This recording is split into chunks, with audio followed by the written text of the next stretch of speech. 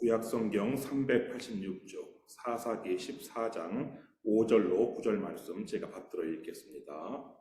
삼손이 그의 부모와 함께 딥나에 내려가 딥나의 포도원에 이른즉 젊은 사자가 그를 보고 소리 지르는지라 여호와의 영이 삼손에게 강하게 임하니 그가 손에 아무것도 없이 그 사자를 염소 새끼를 찢는 것까지 찢었으나 그는 자기가 행한 일을 부모에게 알리지 아니하였더라. 그가 내려가서 그 여자와 말하니 그 여자가 삼손의 눈에 들었더라. 얼마 후에 삼손이 그 여자를 맞이하려고 다시 가다가 돌이켜 그 사자의 죽음을 본즉 사자의 몸에 벌떼와 꿀이 있는지라. 손으로 그 꿀을 떠서 걸어가며 먹고 그의 부모에게 이르러 그들에게 그것을 들여서 먹게 하였으나 그 꿀을 사자의 몸에서 떠왔다고는 알리지 아니하였더라. 호기심은 두 얼굴을 가지고 있습니다. 지적 호기심은 인간에게 유익합니다. 아인슈타인은 나는 특별한 재능이 없다. 열렬한 호기심이 있을 뿐이다. 라는 어록을 남겼습니다.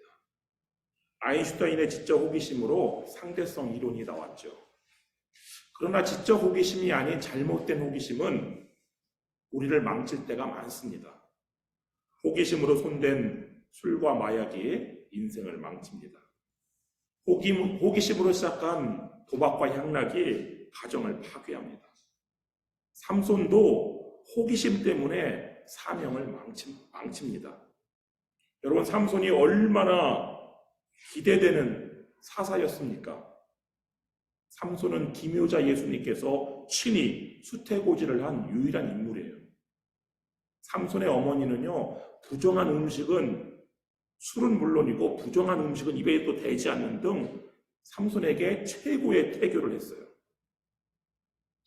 삼손의 아버지 마누아는요, 태어나자마자 삼손을 하나님께 바쳐서 나시린으로 만들었고 이 나시린 삼손을 기묘자 예수님의 명에 따라 정성껏 말씀 가운데 양육했어요.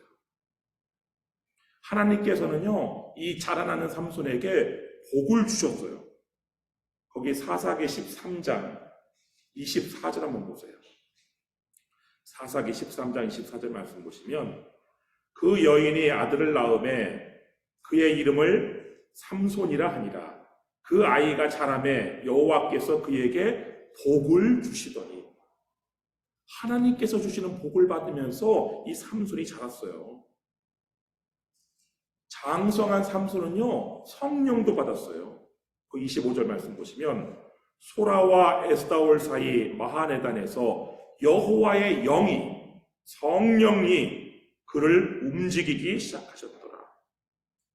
성령의 임재는요, 권능을 동반해요. 사도행전 1장 8절 말씀 보시면 오직 성령이 너희에게 임하시면 너희가 권능을 받고 예루살렘과 온 유대와 사마리아와 땅끝까지 이르러 내 증인이 되리라 하십니다. 제자들은요, 성령 세례를 받은 후에 권능을 받아서 숨어있던 다락방에서 나와서 온 땅끝까지 주님의 증인이 되었어요. 이 성령이 임재한 이 삼손도 권능을 받았어요. 이 삼손이 받은 권능은 아주 큰 힘이었어요. 무시무시한 괴력이었어요. 거기에 6절 말씀, 14장 6절 말씀 다시 한번 보시면 여호와의 영이 삼손에게 강하게 임하니 그가 손에 아무것도 없이 그 사자를 염소 새끼를 찢는 것까지 찢었으나 그는 자기가 행한 일을 부모에게 알리지 아니하였더라. 삼손이요, 성령이 임재한 삼손이 젊은 사자를요, 단번에 찢어 죽였어요. 헤라클레스가 그 네메아의 사자를 죽인 적이 있어요. 헤라클레스가 그 네메아의 사자를 죽일 때요, 30일 만에 겨우 목을 졸라서 죽였어요. 그것과 대비하면 이 성령을 받은 삼손이 얼마나 힘이 대단한지 알 수 있는 거예요. 이렇게 삼위일체 하나님, 성부 하나님, 성자 예수님, 성령 하나님까지 삼위일체 하나님이 총동원된 이 나시린 삼손, 이스라엘을 블레셋의 손에서 구원할 사사로서 사실 모든 것이 갖추어졌고 기대가 되었어요. 그런데 삼손이 어떻게 되었어요? 블레셋 사람들에게서 잡혀서 두 눈이 뽑히고 쇠사슬에 결박돼서 맷돌을 돌리는, 소가 돌리는 그 맷돌을 소 대신에 맷돌을 돌리는 신세가 되고 말았어요. 도대체 삼손이 무엇 때문에 이렇게 실패했을까요? 어떤 사람들은 삼손이 딥나에 내려가서 부모의 말을 듣지 않고 블레셋 여인과 결혼하려고 했던 것이 그 이유다, 이렇게 생각을 해요. 그러나 성경을 자세히 읽어보면 그것은 삼손이 실패한 이유가 아니에요. 사실 삼손이 딥나에 내려간 것 자체가 성령의 역사였어요. 거기 13장 25절하고 14장 1절을 한번 연결해서 한번 봐요. 원래 성경은 장절이 나누어져 있지 않았어요. 그냥 연결돼 있었어요. 다시 연결돼서 한번 보세요. 소라와 에스타올 사이 마하네단에서 여호와의 영이 그를 움직이기 시작하셨더라. 삼손이 딥나에 내려가서, 이렇게 연결되는 거예요. 그러니까 삼손이 딥나에 내려간 것은 성령의 인도하심을 따라 내려간 거예요. 근데 그 이유가 뭐냐? 삼손이 딥나에 내려간 이유는 지금 현재 이스라엘을 지배하고 있는 이 블레셋을 치기 위해서 블레셋 처녀와의 결혼을 통해서 블레셋의 이 주류 사이에 들어가기 위해서 삼손이 딥나에 내려간 거예요. 거기 4절 말씀 한번 보시면 14장 4절, 그때의 블레셋 사람이 이스라엘을 다스린 까닭에 삼손이 틈을 타서 블레셋 사람을 치려 함이었으나 그의 부모는 이 일이 여호와께로부터 나온 것인 줄은 알지 못하였더라. 삼손은요, 블레셋의 주류사에 들어가서 그 안에서 이스라엘의 독립운동을 전개하려고 했던 거예요. 우리나라의 독립운동가 중에 박열이라는 분이 계세요. 2017년에 그 동명의 영화로도, 박열이라는 제목의 영화로도 개봉이 되었는데, 이 박열 선생님은 당시 독립운동가 중에서 매우 좀 특별한 분이었어요. 대부분의 독립운동가들이 조선에서 활동하거나 아니면 만주에서 활동을 했어요. 아니면 상해에 건너가서 활동했고 중국에 가서 활동했고.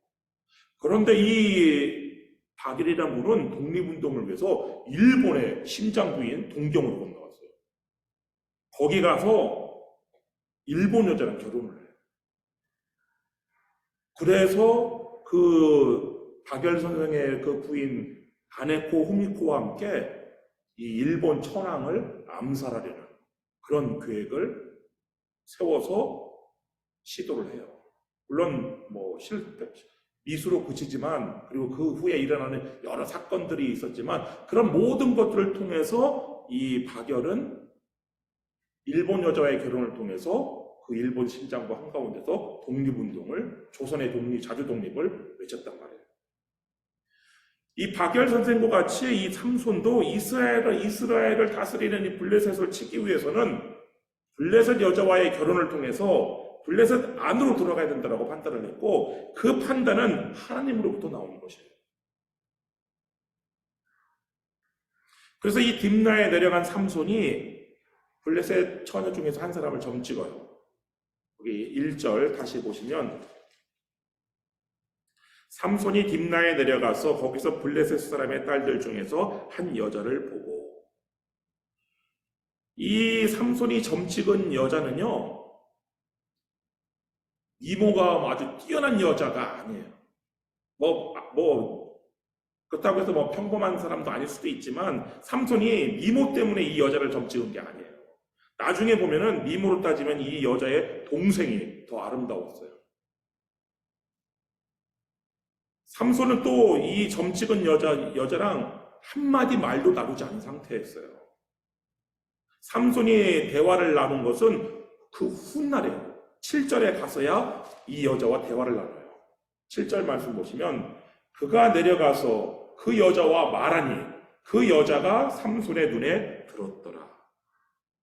그 여자와 이야기를 나눈 후에 삼손이 그 여자를 무척 좋아했던 것은 사실이지만 원래 삼손이 첫눈에 반해가지고 미모 때문에 이 여자랑 결혼하려고 했던 게 아니란 말이에요. 삼손은 결혼을 하나의 독립운동의 수단으로 여겼던 것이었던 거예요. 그러니까 삼손의 실패는 이방 여인과의 결혼에서 실패한 것이 아니라 엉뚱한 곳에서 비롯되어 8절 말씀 보세요. 얼마 후에 삼손이 그 여자를 맞이하려고 다시 가다가 이 돌이켜라는 단어가 이게 아주 삼손의 인생을 결정짓는 단어인데요. 돌이켜 그 사자의 죽음을 본즉 사자의 몸에 벌떼와 꿀이 있는지라. 삼손이요, 자신의 사사로서의 사명을 감당하기 위해서 수단으로서의 결혼을 위해서 그 여자에게 결혼하러 가요. 그 길을 가다가 길을 벗어나요. 길을 벗어나서 자기가 죽인 사자가 있는 데로 가보아요. 이유가 뭐예요? 호기심 때문이죠. 내가 지난번에 죽인 사자가 어떻게 되었을까? 삼손의 실패는요, 자기가 가던 길을, 호기심으로 자기가 가던 길을 벗어나는 것으로부터 시작되었어요. 삼손이 자기의 가던 길을 벗어나서 사자의 죽음을 보지 않았다면 사자의 죽음 속에 벌이 만든 꿀이 있는 것도 몰랐을 테고, 그 꿀과 관련된, 사자와 꿀과 관련된 수수께끼를 내지도 않았을 것이고, 수수께끼 때문에 결혼식을 망칠 일도 없었을 것이고, 자신의 아내를 친구에게 빼앗길 일도 없었단 말이에요. 여러분, 잘못된 호기심 때문에 내가 잘 가고 있는 길을 벗어나는 것은 우리를 걸려 넘어뜨리고 우리를 실패하게 만드는 이유예요. 삼손이요, 잘 갔으면은 하나님으로부터 온 계획대로 사명을 이루었을 거예요. 그래서 삼손은 잘 가던 길을 벗어나서 호기심 하나 때문에 그 사자의 죽음으로 가봤어요. 그랬더니 전혀 예상치 못한 일이 벌어진 거예요. 사자의 죽음 속에 벌떼와 꿀이 있는 거예요. 여러분, 사자의 죽음 속에 꿀이 있는 것이 과학적으로 가능한 일일까요? 오랫동안 이것은 과학적으로 근거 없는 것으로 여겨졌어요. 그런데 1982년 9월 7일자 뉴욕타임스에 Carry on B라는 제목의 과학기사가 실려요. 스미스소니언 연구소의 닥터 데이빗 루빅이라는 분이 썩은 고기를 먹는 벌을 발견한 것에 관한 기사였어요. 근데 당시에는 큰 주목을 받지 못했어요. 그러다가 재작년 2021년 엠바이오라는 미생물학 저널 11, 12월 호에 이런 제목의 논문이 게재돼요. Why did the bee eat the chicken? 그 논문에서요, 독수리벌이라고 번역된 벌처 비가 소개가 돼요. 그 벌처 비, 독수리벌은 독수리라는 이름에서 알 수 있듯이 육식을 하는 벌이에요. 그렇지만은 꿀벌과 같이 꿀을 만들어내요. 지금 사자의 죽음 속에 있는 이 벌과 꿀은 독수리벌과 독수리벌이 만든 꿀로 추정이 돼요. 근데 삼손은요, 뭐가 궁금했느냐? 도대체 사자의 몸속에 만들어진 저 꿀, 저 독수리벌이 만든 꿀은 어떤 맛일까? 이게 너무 궁금했어요. 그래서 사자의 죽음에서 꿀을 떠서 먹었어요. 9절 말씀 보시면 손으로 그 꿀을 떠서 걸어가며 먹고 그의 부모에게 이르러 그들에게 그것을 들여서 먹게 하였으나 그 꿀을 사자의 몸에서 떠왔다고는 알리지 아니하였더라.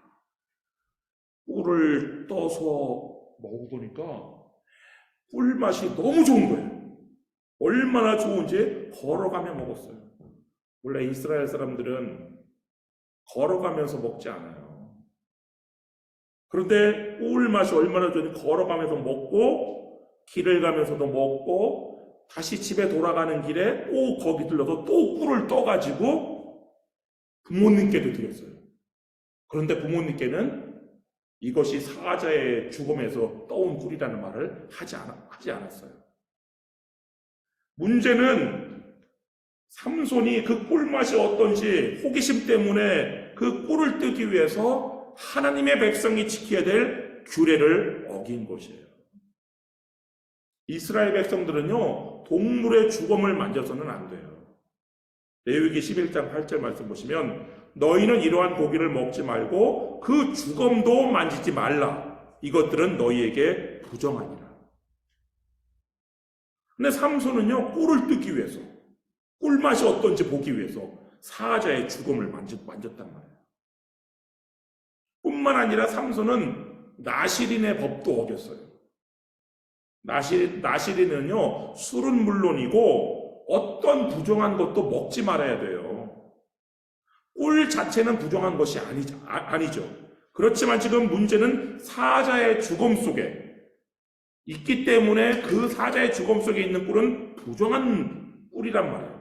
그런데 이 삼손은 자신의 호기심을 채우기 위해서 그 부정한 꿀을 먹었단 말이에요. 뿐만 아니라 이게 더 큰 문제인데 자신의 부모에게도 이 부정한 꿀을 들여서 먹게 하는, 내 부모를 공경하라는 제5계명을 범하는 그런 죄를 졌단 말이에요. 부모로 하여금 죄를 짓게 만들었어요.